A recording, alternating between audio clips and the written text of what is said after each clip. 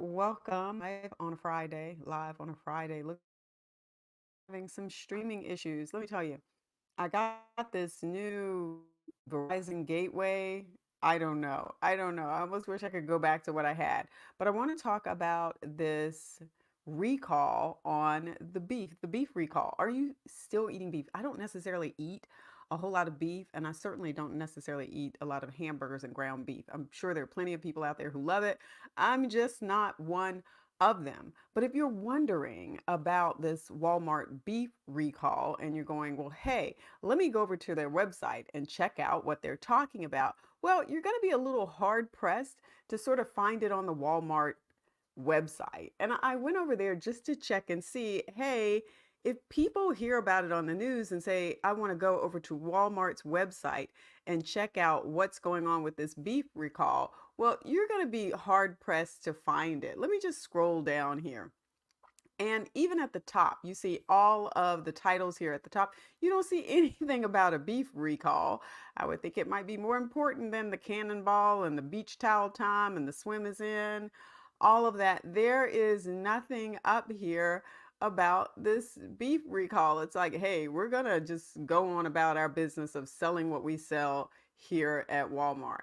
So that is not where you're going to have to find it. So do your Google research because this is not where it is. But I do want to share with you some information about which states this is actually impacting. So you'll know whether or not yours is one of them. And then for those of you who freeze meat, I don't really do a whole lot of freezing of meat, but if you're freezing meat, then you may want to check your freezer and get rid of this recalled beef that's out there. But let's go over to this Time article because I think they did a really good job of breaking down what was going on with this. And you may recall back in, I guess, the 90s with Jack in the Box, where they had an E.Coli incident.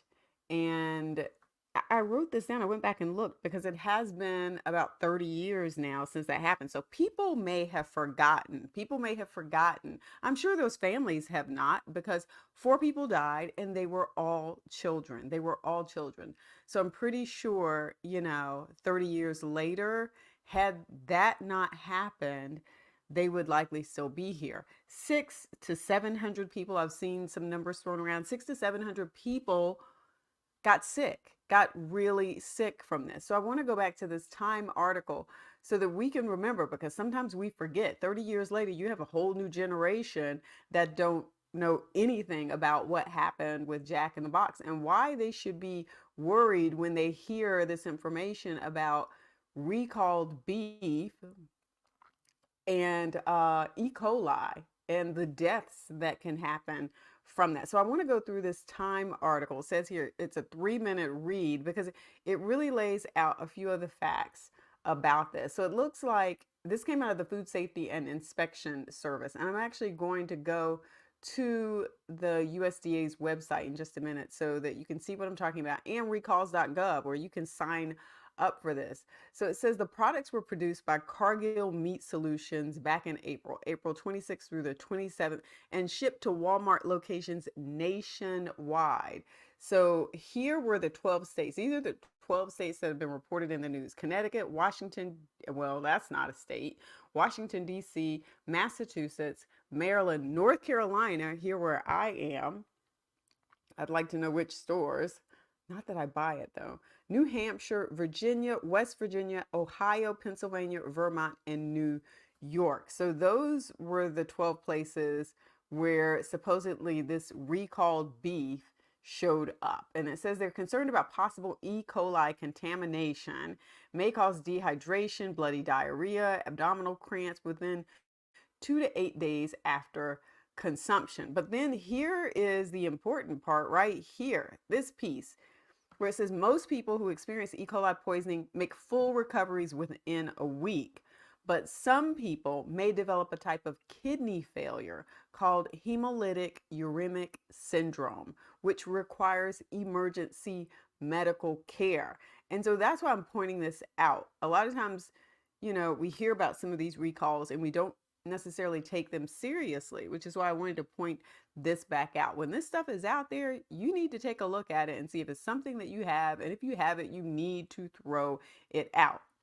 Now, the other thing that they're saying here is so far there have been no official documented cases of illness due to the meat products. But they say many consumers may have already purchased the products without realizing it. Without realizing. So here are some of the meat products. Look at this one. 93% lean, 7% fat, all natural lean beef, lean ground beef. And remember, there was a time period where a lot of us were looking at saying, how can I make healthier decisions about the meat that I'm buying? So I'm going to buy this leaner version of ground beef out here so that I can be healthier. Well, this was one of the ones that has been hit with this, I guess, recall. And then you have prime rib beef steak burger patties. They've even got the lot codes up here so that you can see it. But if you're like most people I know, they just go, oh no, I got it from Walmart. I don't care that it's not that lot number. I'm just throwing it all out and starting back over again. So you see all of those there, and you can actually review some of this on the website. But let me go over here to this, I guess, the food safety website here from the US government so we can take a look at what it actually says here. Because like I said, a lot of people aren't necessarily as familiar with E. coli and the whole Jack in the Box situation that occurred back in the early 90s, where so many people got sick and you had those 4 kids that died. So here you have, it says, is recalling approximately 16,243 pounds of raw ground beef products that may be contaminated with E. coli 0157 H7. And that, I want to point that out. This particular strain, or whatever it is they call it, it's the same one that was responsible for the deaths and the illnesses that occurred at those Jack in the Box restaurants. So this is the same one. And this is what I want to make sure that people are aware of when they're looking at this and why they should not be taking this for granted. It says, there have been no confirmed reports of adverse reactions due to consumption of these products. Anyone concerned about an illness should contact a healthcare provider. So it says it's a potentially deadly bacterium that can cause dehydration, bloody diarrhea, abdominal cramps. And then it says while most people recover within a week, then again we have this kidney failure that I mentioned in the Time article. And then it says this condition can occur among persons of any age, but is most common in children under 5 years old and older adults. It is marked by easy bruising, pallor, and decreased urine output. Persons who experience these symptoms, okay, should get some medical care. So there you go. Here, and here's the thing. Go down here at the bottom. It says only consume ground beef that has been cooked to a temperature of 160 degrees Fahrenheit, 160 Fahrenheit. The only way to confirm that ground beef is cooked to a temperature high enough is to kill the harmful bacteria, is to use a food thermometer. Well, guess what? If you go to a restaurant, and or to someone else's house, if you're going to someone else's house, if you went, to someone else's house and had a burger that they had cooked on the grill, you would not know whether or not that burger had been cooked to the right temperature. How would you know? You'd have to ask them, hey, dude, did you use a food temperature on that? And did you get it up to 160? Did you get it up to 160? And typically what you see going on is when it has not gone up to a higher enough temperature. One of the things that that happened with the E. coli outbreak with Jack in the Box was that they were not cooking it to the high temperature that was required. And so, yeah, it's hard to kill E. coli if you are not cooking it up to the temperature where it can get killed. So apparently that was what was going on there. So hopefully you're now aware of that. But let me go over to this recalls recalls.gov site so that you can see where you can actually sign up to get information, and you can be on their list here at recalls.gov, and then that way you'll know, because like I just showed you on the Walmart website, if you said, hey, I got my beef from Walmart, I heard there's a Walmart beef recall, I'm going to go to the website, and then you head over there, you get there and there's nothing there. You just go walmart.com and you find there's nothing there. And so of course, most of the time we're going to just go Google it, Walmart beef recall, and that'll help out too. But again, just going to the website like that is not going to help you out. But the other thing to think about is, well, Walmart's not the only place that's out there having recalls. They're food recalls. Well, sometimes they're product recalls also. So, especially when it comes to children's products, products that have to do with your health and fitness and safety, things that you might be ingesting.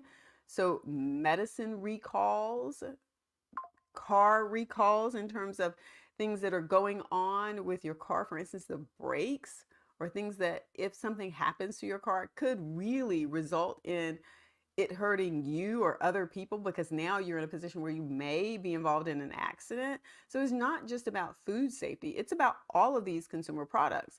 So you can go here to this recalls.gov site, and you can take a look at this. It says, hey, they've got jurisdiction over all this kind of stuff: appliances, clothing. Remember the whole sleepwear catching fire, sleepwear with chemicals that were treated in it, having to recall that. Furniture that came apart or fell apart or had small parts that kids could eat.